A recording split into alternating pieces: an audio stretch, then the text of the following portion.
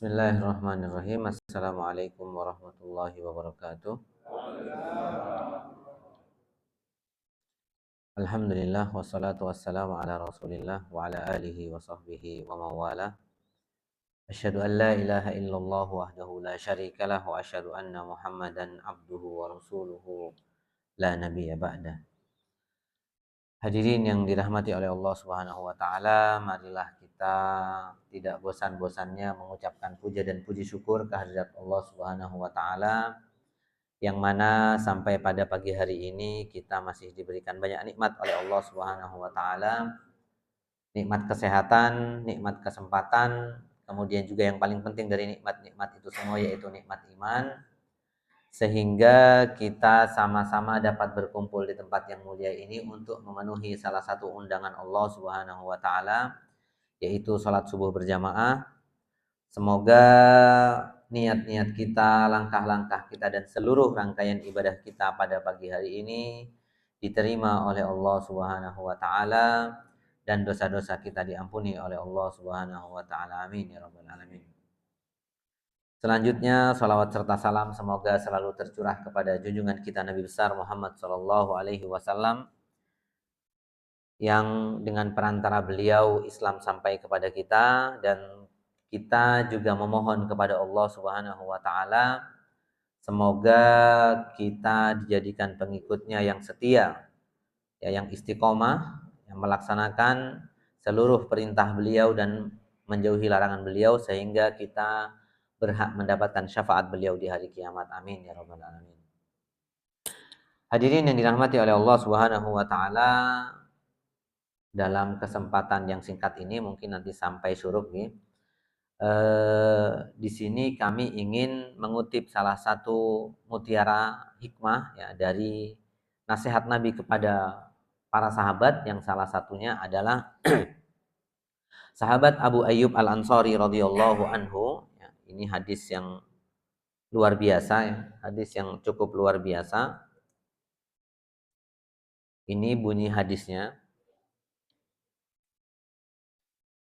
Hadirin yang dirahmati oleh Allah Subhanahu wa taala, Abu Ayyub Al-Ansari adalah seorang sahabat yang mulia, ya, sahabat yang punya jasa di dalam Islam, ya. Ini sahabat yang mulia, mungkin kita jarang mendengar, ya, tapi ini sahabat luar biasa. Ini sahabat yang punya jasa yang luar biasa terhadap Nabi Shallallahu Alaihi Wasallam dan para sahabat. Suatu ketika Abu Ayyub Al-Ansari radhiyallahu anhu berkata kepada Nabi Shallallahu Alaihi Wasallam, "Ya Rasulullah, idni wa aujiz, wa fi riwayatin alimni wa aujiz." Ya, kata Abu Ayyub Al-Ansari, dan ini salah satu karakteristik sahabat. Sahabat itu tidak menyia-nyiakan keberadaan Nabi di antara mereka. Ya. Jadi sahabat Abu Ayyub Al-Ansari mengatakan, "Wahai Rasulullah, berikanlah aku nasihat, tapi nasihat yang ringkas. Yang ringkas supaya mungkin dihafal, ya. Supaya dihafal, kemudian juga gampang dilaksanakan." Kata Nabi Shallallahu Alaihi Wasallam, ya.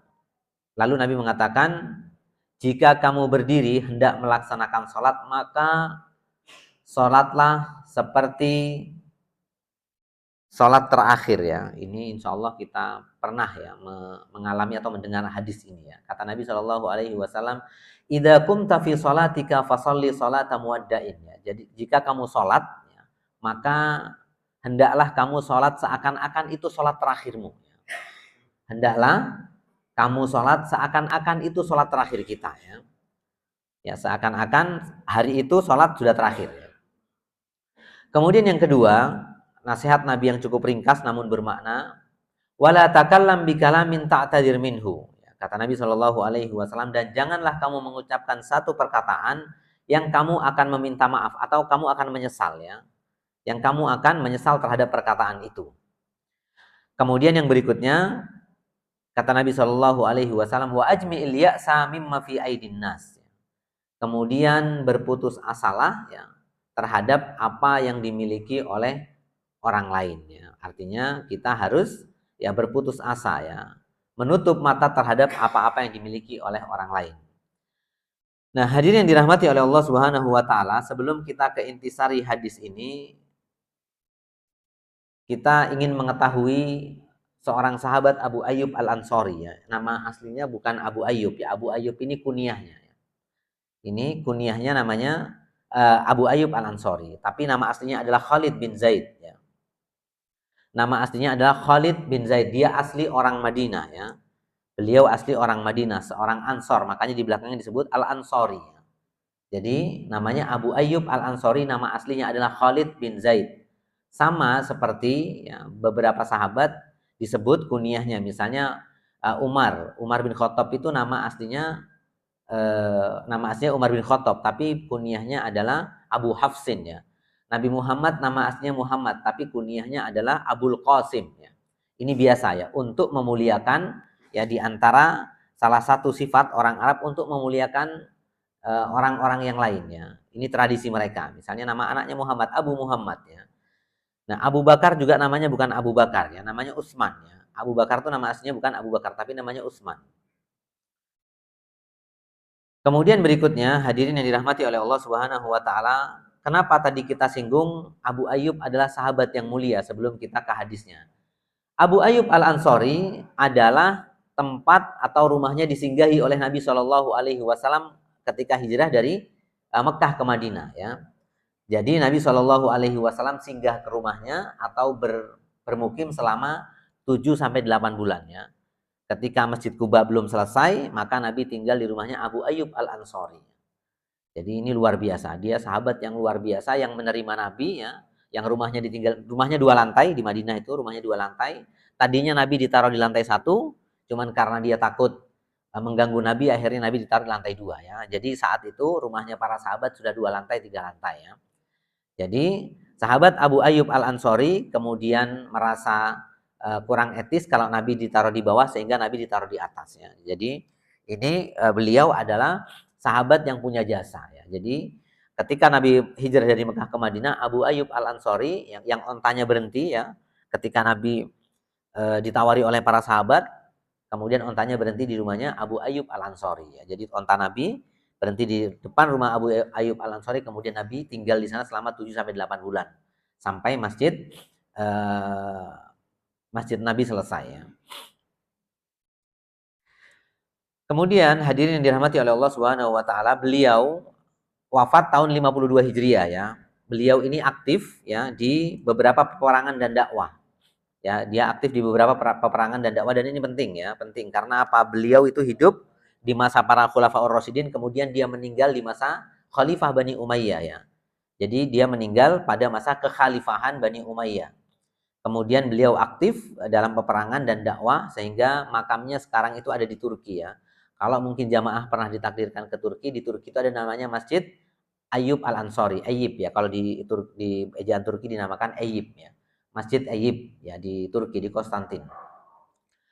Kemudian yang terakhir, beliau juga ini yang penting ya, ada kaitannya dengan hadis ini, beliau adalah sahabat yang mulia termasuk membela kasusnya Aisyah ya. Aisyah itu pernah ada kasus yang relate ya, yang artinya sesuai dengan hadis ini. Dia termasuk orang yang membela Aisyah ketika Aisyah difitnah ya. Mungkin hadirin pernah tahu di dalam surat An-Nur itu ada satu ayat ya yang menjelaskan tentang fitnah terhadap Aisyah radhiyallahu anha. Aisyah itu ketika suatu perjalanan dengan Nabi ketinggalan, kemudian dibantu oleh sahabat yang lain namanya Sufyan bin Mu'attal ya. Jadi orang munafik pada saat itu ikut menjadikan gunjingan ya, Aisyah telah melakukan perbuatan ini dan itu ya. Kemudian Abu Ayyub Al-Ansori ketika istrinya datang, wahai Abu Ayyub, namanya Ummu Ayyub ya.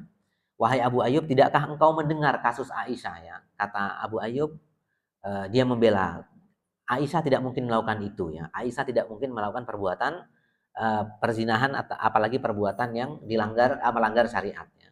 Jadi ada kasus Nabi pada saat itu dalam satu peperangan, dalam satu perjalanan, Aisyah itu ketinggalan. Aisyah ketinggalan di kafilah. Kemudian ada seorang sahabat yang lain yang melihat ya. Akhirnya dibantu Aisyah, ontanya dituntun sampai ke Madinah ya. Kemudian orang-orang munafik ya kemudian melemparkan kata-kata yang menghina, kemudian menuduh Aisyah berbuat perbuatan nista. Salah satu yang membela adalah Abu Ayyub Al-Ansori. Katanya tidak mungkin Aisyah berbuat seperti itu karena Aisyah itu dipilih langsung oleh Allah menjadi istri Nabi Shallallahu alaihi wasallam. Nah, ini biografi ringkas. Abu Ayyub Al-Ansari adalah sahabat yang luar biasa ya dalam Islam. Beliau adalah sahabat yang banyak jasanya terhadap kaum muslimin dan perjuangan Nabi Shallallahu alaihi wasallam. Nah, hadirin yang dirahmati oleh Allah Subhanahu wa taala, yang pertama wasiat Nabi kepada beliau adalah tentang sholat ya. Salat ini hadirin yang dirahmati oleh Allah Subhanahu wa taala, salat adalah komunikasi antara seorang hamba dengan Allah Subhanahu wa taala ya. Salat ini adalah komunikasi ya. Kalau dari sisi bahasa, salat itu artinya menyambung ya. Makanya ada kalimat silaturahim ya, kemudian menggunakan kalimat yang sama ya, menggunakan akar kata yang sama, artinya komunikasi. Salat ini adalah zikir terbaik ya. Kata Allah di dalam ayat wa aqimis sholata lidzikri ya. Jadi salat itu adalah zikir terbaik ya. Zikir terbaik ya membaca zikir kan ada membaca Al-Qur'an, kemudian kita zikir dengan mengucapkan kata-kata, tapi salat ini yang terbaik. Salat ini adalah zikir terbaik. Kemudian ibadah yang agung, ini ibadah yang sudah dilakukan oleh para nabi dan rasul ya. Kalau hadirin membaca Al-Qur'an ya, itu semua nabi melaksanakan salat ya. Misalnya wa kana ya'muru ahlahu bis sholati dan lain sebagainya ya. Jadi dari Ibrahim ya, Ibrahim juga salat ya. Ismail juga sholat, Ishak juga sholat, semua nabi sholat ya. Cuman ada yang mengatakan beda rokaat, beda gerakan dan lain sebagainya. Tapi sholat itu adalah komunikasi yang terbaik antara seorang hamba dengan Allah Subhanahu wa taala. Kemudian sholat itu posisi terdekat seorang hamba dengan Tuhannya, dengan Allah Subhanahu wa taala ya. Sujud itu waktu terdekat. Antara kita ya dengan Allah Subhanahu wa taala itu yang terdekat adalah ketika kita sujudnya. Ada sebuah riwayat yang mengatakan iblis dan setan itu menangis menyesal ketika melihat seorang hamba yang dia sujudnya. Kenapa? Karena iblis ketika disuruh sujud dia tidak mau ya. Tapi hamba ya manusia itu ketika disuruh sujud mau ya. Kalau iblis ketika disuruh tunduk ya menghormati Adam dia tidak mau, tapi ketika manusia yang kaum muslimin ketika disuruh tunduk sujud kepada Allah mereka mau, dan itu mereka menyesal ya.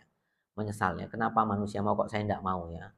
Ya, artinya ini salah satu kemuliaan sholat.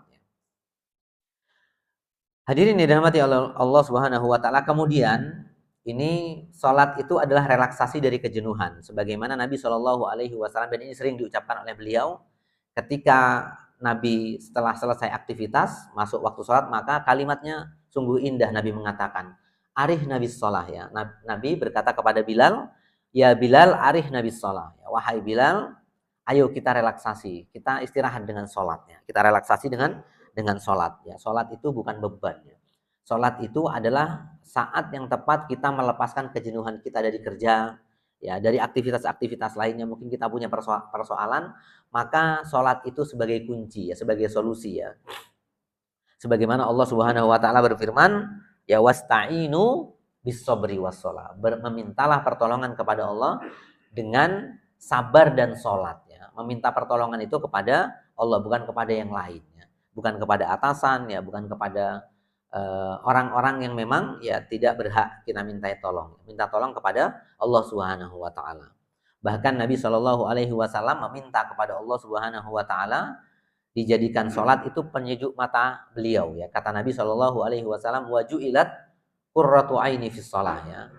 Kata Nabi Shallallahu alaihi wasallam, dan Allah menjadikan sholat itu menjadi penyejuk mataku ya. Jadi kita ya sholat itu menjadi penyejuk mata. Kalau kita lagi ada masalah ya, lagi mungkin dikejar-kejar sesuatu ya, sifatnya duniawi maupun yang lain, maka yang paling tepat adalah kita melaksanakan sholat ya. Melaksanakan sholat. Sholat ini menjadi solusi ya.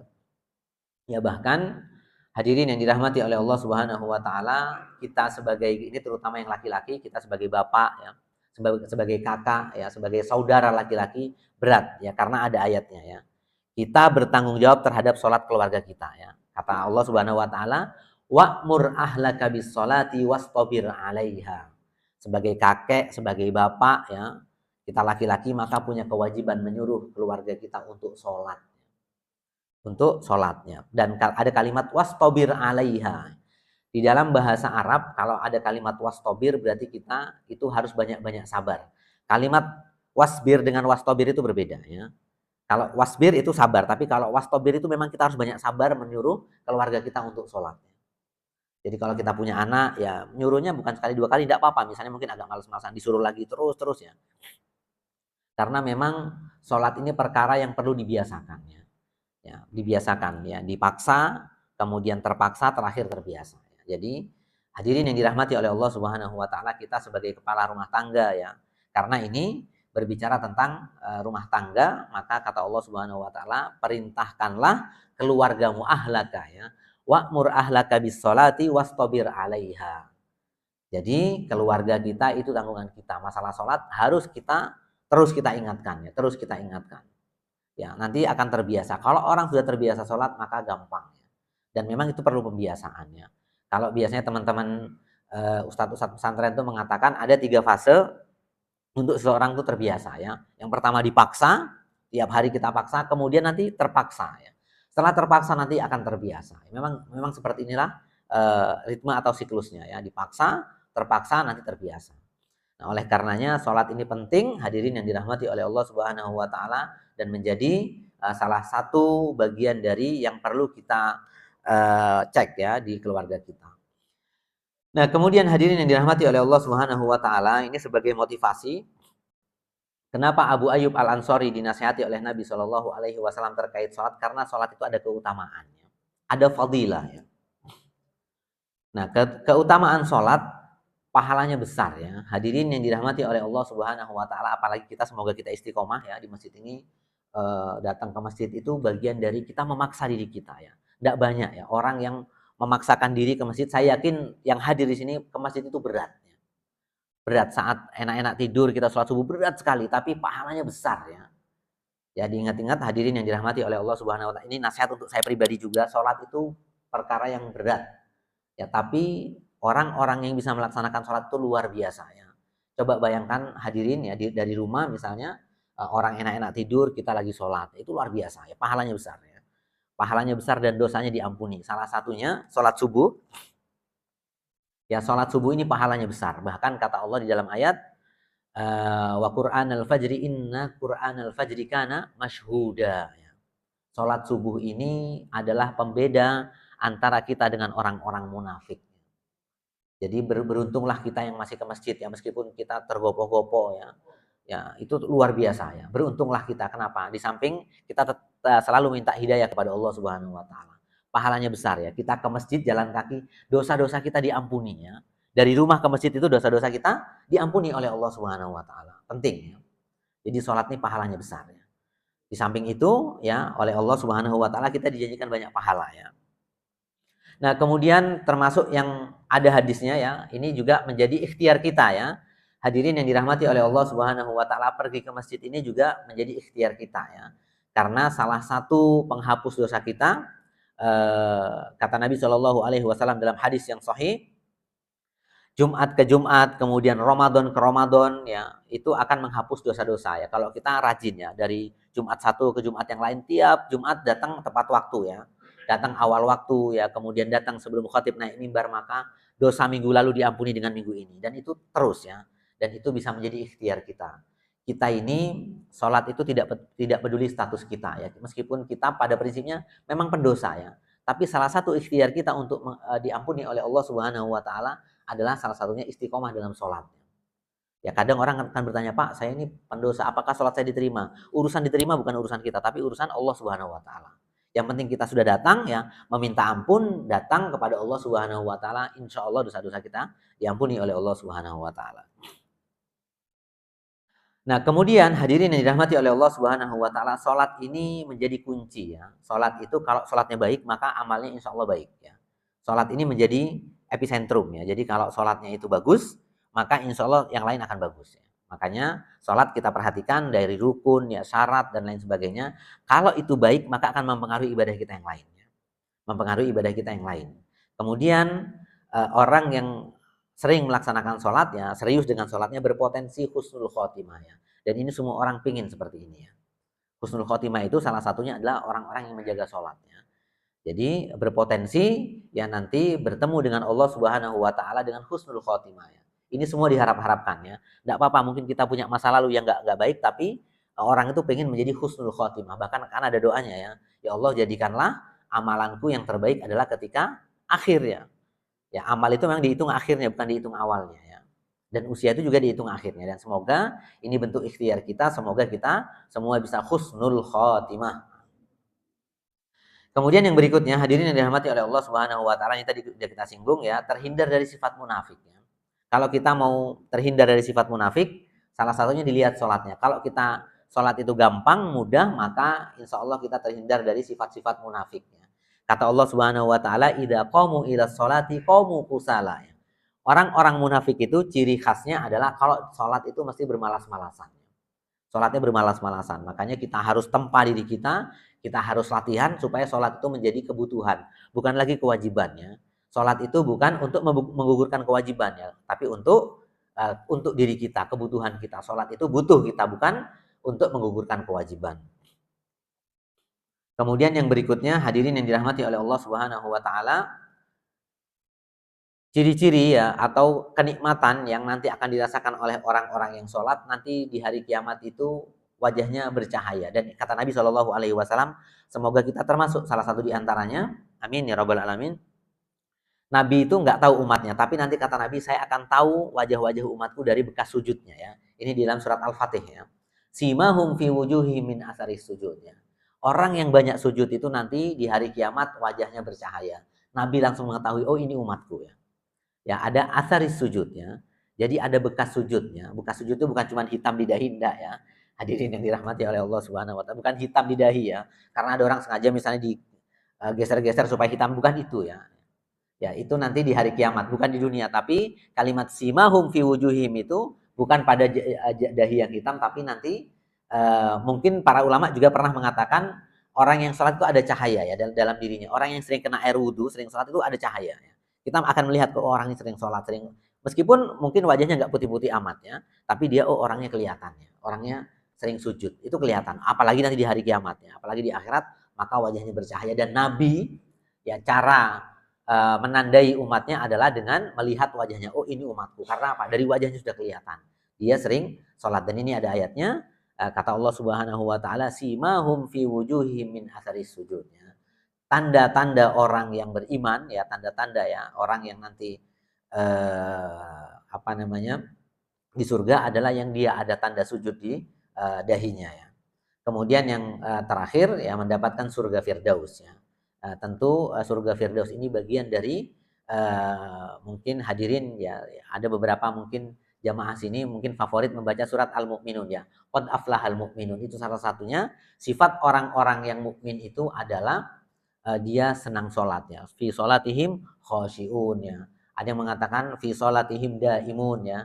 Itu dan di beberapa ayat setelahnya, maka ulaika yarisunal jannah ya jannatul firdaus ya. Jadi salah satunya kita mendapatkan jannatul firdaus. Ini kata Nabi Shallallahu Alaihi Wasallam, mintalah surga firdaus ya. Mintalah surga firdaus, surga yang tertinggi. Nah, kemudian hadirin yang dirahmati oleh Allah Subhanahu wa taala, terakhir orang yang sering sholat akan mencegah perbuatan keji dan mungkar ya. Kalau kita sering sholat, sholatnya serius, benar, maka tadi kata Nabi, asal sholatnya serius ya. Sholatnya itu sholat yang khusyuk ya, yang seakan-akan kita hari itu sudah nggak sholat lagi ya.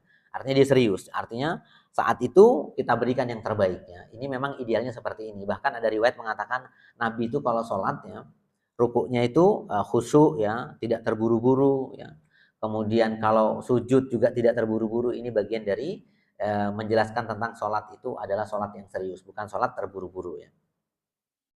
Kemudian yang selanjutnya, hadirin yang dirahmati oleh Allah Subhanahu wa taala, tadi ada yang terlewat sedikit, sehat rohani dan jasmani. Ini penting ya. Belakangan ini kita melihat banyak orang mungkin jasmaninya sehat tapi rohaninya tidak sehat ya. Dan ini sholat bagian dari itu. Sekarang ini banyak penyakit-penyakit mental ya. Salah satunya ya kita lihatlah banyak baik itu di media sosial ya, di beberapa informasi yang lain menjelaskan tentang banyak orang berpenyakit mental ya. Sholat ini adalah sebagian ya dari supaya kita sehat ya, waras ya, menjaga kewarasan dengan sholat. Kemudian yang kedua, hadirin yang dirahmati oleh Allah Subhanahu wa taala, adalah menjaga lisan ya. Ini penting ya. Yang kedua, nasihat Nabi kepada Abu Ayyub Al-Ansori adalah menjaga lisan ya. Ada pepatah Arab mengatakan salamatul insan fi hifdzil lisan. Ini benar ya. Keselamatan manusia adalah dengan menjaga lisan ya. Lisan ini penting ya, menjaga. Kenapa? Ya, karena lisan ini sumber kehancurannya. Kalau benar dia akan menjadi kebaikan, kalau dia salah menjadi sumber kehancuran. Oleh karenanya sikap seorang muslim ya menjaga dari ghibah, ya namimah, berkata kotor ini penting ya. Kenapa? Karena kalau tadi kaitannya dengan Allah Subhanahu wa taala, hubungan manusia dengan Allah, kalau ini hubungannya dengan manusia ya. Jadi hadis tadi 3 hal, yang pertama adalah hubungan manusia dengan Tuhan. Yang sekarang yang kedua adalah hubungan manusia dengan manusia ya. Jadi kita tidak boleh ghibah ya. Ghibah itu dosanya dosa besar. Ghibah itu adalah dosa besar ya. Kalau berbicara definisi dosa besar itu adalah dosa yang ada ancamannya, dan orang ghibah itu ancamannya berat ya. Seakan-akan memakan bangkai saudaranya. Kemudian namimah ya, adu domba, kemudian juga berkata kotor ya. Ini tidak diperkenankan ya. Ini sebagai kesempurnaan seorang mukmin ya. Nah, kemudian Nabi Shallallahu alaihi wasallam terkait dengan lisan pernah menasihati Mu'ad bin Jabal radhiyallahu anhu. Nabi itu pernah berkata kepada Mu'ad bin Jabal, "Wahai Mu'ad bin Jabal, apakah engkau mau aku beritahu kebaikan yang sesungguhnya?" Kemudian Mu'ad mengatakan, "Baik Nabi." Kemudian Nabi memegang mulutnya Mu'ad bin Jabal, "Pegang terhadapmu ini ya." Ya, jadi jaga lisanmu, maksud Nabi, jaga lisanmu maka kamu akan mendapatkan kebaikan yang sempurna. Kemudian ini penting ya, juga sebagai bukti keimanan seorang hamba ya. Lisan itu adalah bukti keimanan seorang hamba ya. Bahkan dikaitkan dengan akidah ya. Kata Nabi Shallallahu alaihi wasallam, "Man kana yu'minu billahi wal yaumil akhir falyakul khairan aw liyasmut." Ya, ciri-ciri seorang mukmin adalah ya, ciri-ciri orang yang beriman adalah berkata benar atau diam. Jadi berkata yang baik atau diam. Ini karakter atau sifat orang yang beriman kepada Allah Subhanahu wa taala. Kemudian berikutnya tadi kasus Aisyah radhiyallahu anha ketika Ummu Ayyub mengatakan kepada suaminya Abu Ayyub, "Wahai Abu Ayyub, Aisyah begini, kata suaminya, "Jangan terburu-buru berkomentar wahai istriku ya." Jadi kita jangan responsif ya. Kalau ada orang kita mendingan diam dulu. Kalau kita tidak tahu masalahnya, persoalannya, mendingan kita diam ya. Karena ini lebih selamat ya. Bahkan para ulama ya rahimahumullah ya, itu banyak kasus-kasus atau banyak kisah-kisah dari mereka lebih baik diam ya. Bahkan misalnya Ibnu Taimiyah dipancing-pancing oleh musuhnya, dia nggak ngomong ya. Ibnu Taimiyah itu pernah dipaksa-paksa untuk berbicara, tapi dia tidak berbicara karena dia tahu kalau saya berbicara maka selesai ya, maka akan banyak permusuhan. Salah satunya adalah kasus yang besar menimpa Imam Ahmad bin Hambal ketika beliau dipaksa untuk mengatakan misalnya Al-Quran adalah makhluk, itu kan luar biasa, tapi beliau diam, dia tidak berkomentar. Kenapa? Kalau dia ngomong ya nanti bisa perpecahan yang lebih besar di antara umat Islam, sehingga beliau diam dulu ya, melihat situasi. Dan ini sebetulnya bagian dari akhlak seorang muslim. Kalau ada pertikaian, perpecahan, kita lebih baik diam dulu ya, lebih baik diam, dan itu menjaga saudara-saudara kita dari perpecahan dan permusuhan. Nah, keutamaan menjaga lisan ya. Keutamaan menjaga lisan, kata Nabi Shallallahu alaihi wasallam, dijamin masuk surga. Ini ada hadisnya, hadis sahih ya. Kata Nabi Shallallahu alaihi wasallam, barang siapa yang menjamin untukku antara kumis dan jenggotnya, maksudnya lisan, mulut, dan antara dua kakinya, maksudnya kemaluan, maka aku jaminkan surga untuknya. Jadi yang jamin bukan saya ya. Yang jamin bukan para dai, bukan para ustadz, tapi yang jamin langsung adalah Nabi Shallallahu alaihi wasallam. Kata Nabi, barang siapa yang menjaga lisannya dan menjaga kemaluannya, maka aku jamin surga ya. Jadi dijamin surga oleh Nabi Shallallahu alaihi wasallam. Kalau kita menjaga lisan kita dari perkara-perkara yang tadi ghibah, namimah, kemudian berkata kotor ya, mengadu domba, maka kata Nabi Shallallahu alaihi wasallam, aku jamin surga ya.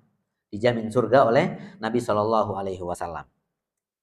Kemudian selamat dari perpecahan dan permusuhan ya, karena belakangan hadirin yang dirahmati oleh Allah Subhanahu wa taala, kita itu sambil introspeksi ya, kita belakangan ini masyarakat kita terutama terburu-buru dalam berkomentar ya, baik itu di media sosial ya, platform yang lain, itu banyak akhirnya menyesal ya.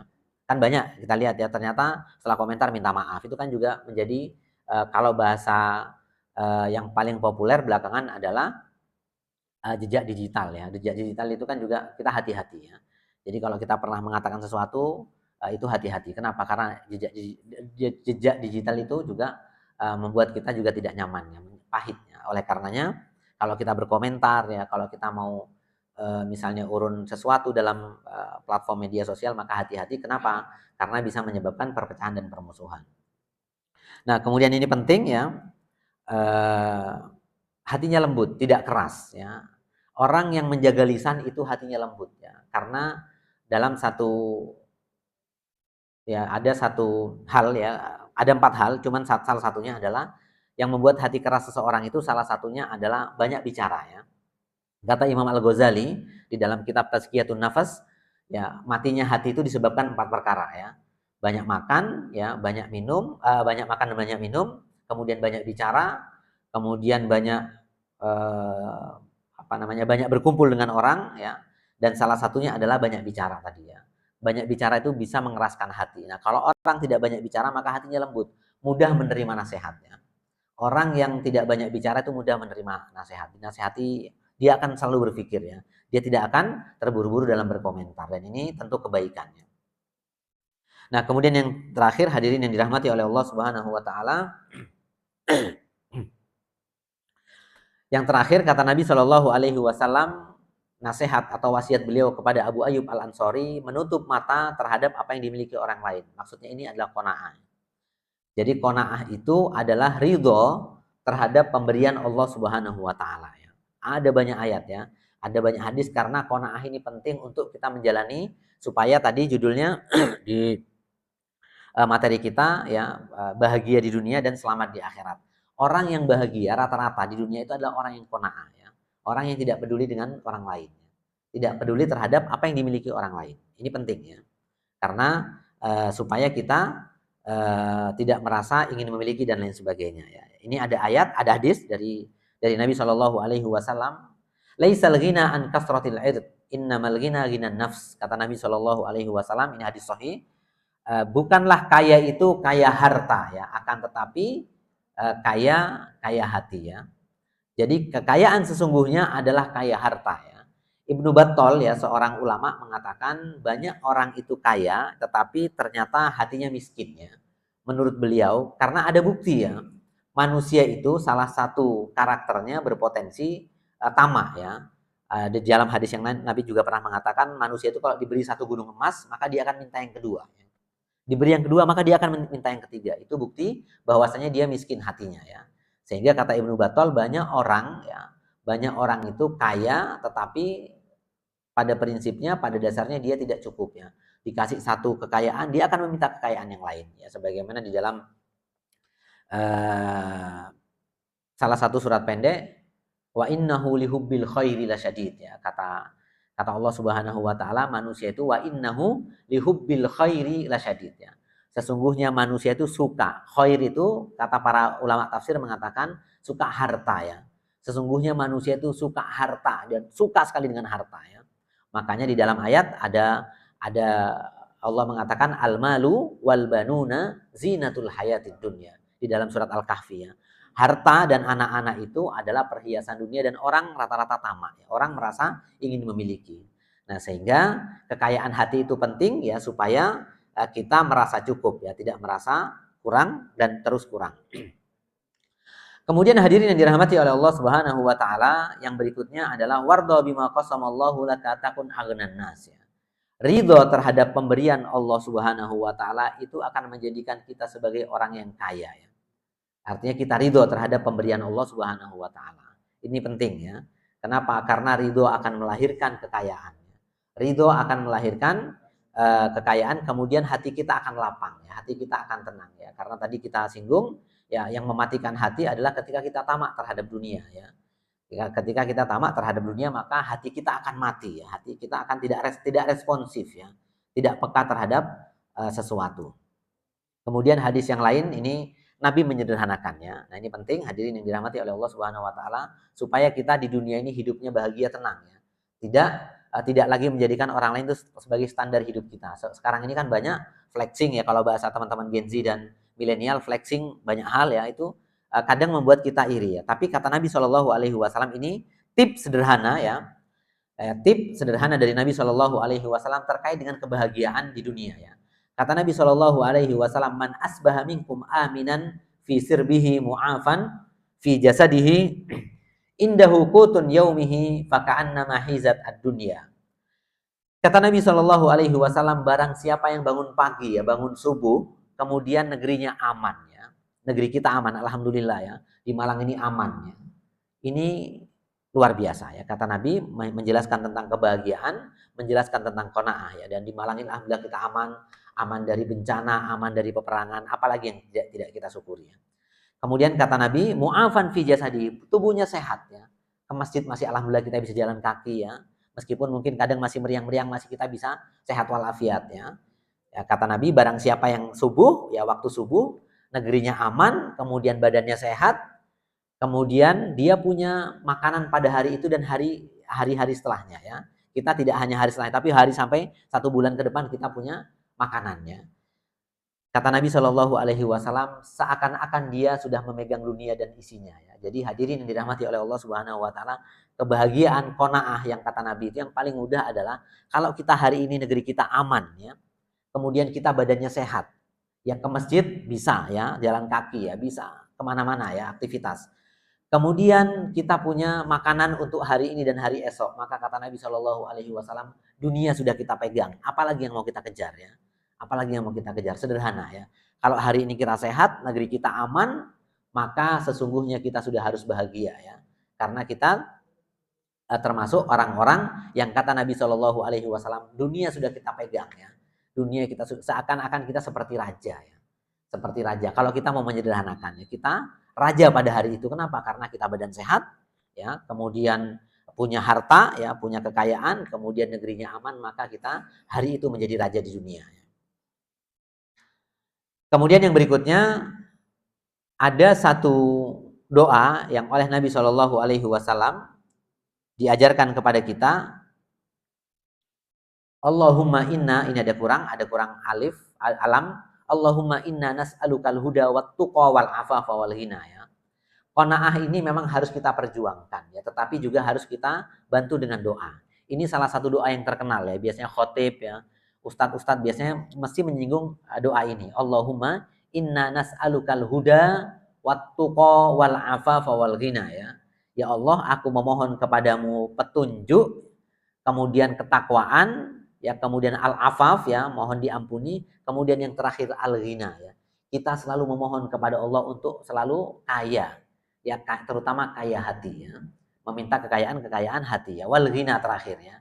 Karena apa? Sebetulnya doa ini semuanya tercakup di dalamnya dunia dan akhirat doa ini. Allahumma inna nas'alukal huda wat tuqa wal afafa wal ghina. Kemudian yang selanjutnya, yang terakhir, hadirin yang dirahmati oleh Allah Subhanahu wa taala, ini tips agar qanaah, karena ini menjadi PR kita semua, karena belakangan ya ini masyarakat kita itu kurang qanaah ya, sehingga ada beberapa kejadian-kejadian itu sebetulnya karena kita kurang qanaah ya. Dikasih pemimpin yang seperti ini kita nggak bersyukur, itu bagiannya. Karena saya masih ingat ya, sebelum ke ini ada satu kisah ya, mungkin Bapak Ibu dulu pernah ada teman-teman Libya ya, masih ingat ya Bapak Ibu ya. Dulu waktu awal datang orang Libya itu ada satu orang itu mengatakan terkait dengan qanaah ya. Dia menasihati kami itu dengan luar biasa. Dulu orang-orang Libya ya, menurut dia dulu orang-orang Libya itu ketika dikasih Muammar Gaddafi menjadi pemimpin, mereka protes ya.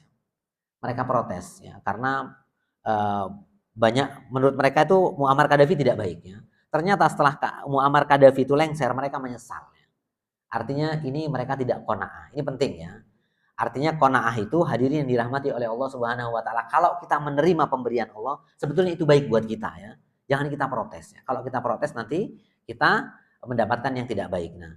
Nah, agar qanaah, hadirin yang dirahmati oleh Allah Subhanahu wa taala, ini penting berhenti melihat dan membandingkan diri kita dengan orang lain. Karena apa? Ini celah masuknya hasutan setan ya. Iblis itu karena dia membandingkan dirinya dengan manusia, sehingga dia akhirnya dikeluarkan ya dari rahmat Allah Subhanahu wa taala. Ketika iblis diperintahkan oleh Allah Subhanahu wa taala untuk sujud kepada Adam, kan dia membandingkan ya. Saya lebih baik ya. Ya, dia bandingkan dirinya dengan manusia. Kenapa manusia kok dihormati sedemikian rupa, kok saya tidak? Padahal saya itu kan hasutan ya. Artinya dia merasa paling hebat dan lain sebagainya. Kenapa? Kalau kita membandingkan terus diri kita dengan manusia, maka setan akan masuk. Ya. Setan akan masuk. Imma kita akan merasa lebih baik, atau kita akan merasa ya ingin memiliki seperti yang ada di orang lain. Nah, kemudian hadirin yang dirahmati oleh Allah Subhanahu wa taala, jangan jadikan standar hidup ya atau kebahagiaan pada ya. Ya, yang pertama harta ya, kemudian anak, kemudian juga jabatan, popularitas, media sosial ya dan lain sebagainya. Kenapa? Karena kehidupan ini semuanya serba sementara ya. Semuanya sementara. Kaya itu sementara ya. Di dunia ini tidak ada yang benar-benar abadi ya. Dan perlombaan yang paling melelahkan adalah perlombaan dunia. Karena ujungnya adalah kematiannya. Kita berlomba-lomba sebanyak apapun harta kita ya, kita juga akan mati ya. Sebanyak apapun jabatan yang akan kita raih, mau jadi apapun kita, ujungnya juga akan kematian. Tidak ada yang abadi ya. Juga sama popularitas. Popularitas sebanyak apapun popularitas yang akan kita capai, toh ujung-ujungnya juga kematian. Karena memang di dunia ini tidak ada yang abadi. Yang abadi adalah di akhiratnya. Kecantikan, ketampanan, ya, kekayaan, anak itu semuanya tidak perlu kita banggakan. Justru semua ini akan menjadi pertanyaan nanti di hari kiamat. Oleh karenanya, mari ya, tetap di dunia tetap kita punya prinsip bahwasanya semua yang ada di dunia ini adalah sementara ya. Semuanya sementara, sakit sementara. Tidak ada orang sakit selamanya, tidak ada ya. Tidak ada orang kaya selamanya, tidak ada. Tidak ada orang sehat selamanya, tidak ada ya. Artinya yang selamanya nanti adalah di akhirat ya. Kebahagiaan yang hakiki, yang abadi ada di akhirat. Di dunia semuanya serba sementara. Dan orang-orang yang cerdas adalah menjadikan dunia sebagai batu pijakannya. Kata Nabi SAW di dalam banyak hadis sebetulnya, orang yang cerdas itu adalah orang yang selalu introspeksi untuk amalan yang akhiratnya. Dan menjadikan dunia ini sebagai mencari bekal ya. Sebagai batu pijakannya. Kata Nabi, kita di dunia ini seperti orang menyeberang jalan ya. Seperti orang yang berteduh sebentar. Berteduh sebentar karena nanti perjalanan kita masih panjang. Orang yang berteduh, yang mencari bekal adalah yang memang pandai mencari bekal sebanyak-banyaknya. Oleh karenanya di dunia itu mencari bekal sebanyak-banyaknya bukan untuk tinggal ya. Salahnya manusia dikiranya di dunia ini untuk tinggal selamanya, padahal kita sementara. Nah, kemudian yang terakhir buah dari qanaah ya, hidupnya tenang ya. Orang-orang yang qanaah itu hidupnya tenang ya, tidak ambisi ya terhadap kehidupan dunia, karena tadi kita singgung perlombaan yang paling melelahkan adalah perlombaan dunia karena ujung-ujungnya adalah finishnya adalah kematiannya. Kemudian orang yang qanaah itu akan selalu bersyukur ya, apapun keadaannya maka dia akan bersyukur ya. Dan bersyukur ini juga pahalanya luar biasa. Kata Allah Subhanahu wa taala, la in syakartum la azidannakum wa la in kafartum inna azabi lasyadid ya. Kemudian ada keberkahan dalam hidup ya. Hadirin yang dirahmati oleh Allah Subhanahu wa taala, berkah ini kadang tidak kita sadari ya. Keberkahan ini tidak kita sadari meskipun kita bukan orang yang kaya harta, tapi kalau hidup berkah itu luar biasa. Berkah itu secara bahasa adalah ziyadatul khair ya. Bertambahnya kebaikannya. Kehidupan itu akan berkah, artinya apa? Bertambahnya kebaikan. Kita banyak kebaikan, hidup sehat ya. Kemudian anak-anak nurut, itu adalah keberkahan hidup ya. Ya, termasuk mungkin salah satunya adalah kita mudah ke masjid, itu adalah keberkahan hidup kita ya. Karena kita qanaah terhadap dunia ya. Jadi ada keberkahan dalam hidup kita. Apa yang dikasih oleh Allah Subhanahu wa taala kita syukuri, maka akan ada keberkahan di situ. Kemudian yang terakhir adalah masuk surga dengan mudah. Karena apa? Hisabnya cepat ya. Orang-orang yang qanaah tidak ambisi di dalam kehidupan dunia, tidak hanya mengumpulkan materi, mengumpulkan jabatan, maka di akhirat nanti hisabnya cepat ya. Karena dia tidak mengumpulkan hal itu semua, dia mengumpulkan amal saja ya. Tidak mengumpulkan dalam artian dia memperkaya diri, kemudian merasa di dunia akan abadi, bukan itu ya, tetapi dia mengumpulkannya untuk akhirat sehingga nanti hisabnya cepat ya. Orang-orang yang qanaah di akhirat nanti hisabnya cepat, dan ini menjadi salah satu privilege yang menjadi salah satu keistimewaan, dan semoga kita termasuk di antaranya. Demikian hadirin yang dapat kami sampaikan singkat, salah satu mutiara hikmah dari hadis Nabi Shallallahu Alaihi Wasallam. Kami akhiri, semoga ada manfaatnya. Cukup nggih? Cukup? Cukup. Jika cukup, kita akhiri dengan membaca doa kafaratul majlis. Subhanakallahumma wa bihamdika asyhadu an la ilaha illa anta astaghfiruka wa atubu ilaik. Saya akhiri, kurang lebihnya mohon maaf, semoga ada manfaatnya. Akhirul kalam, assalamualaikum warahmatullahi wabarakatuh.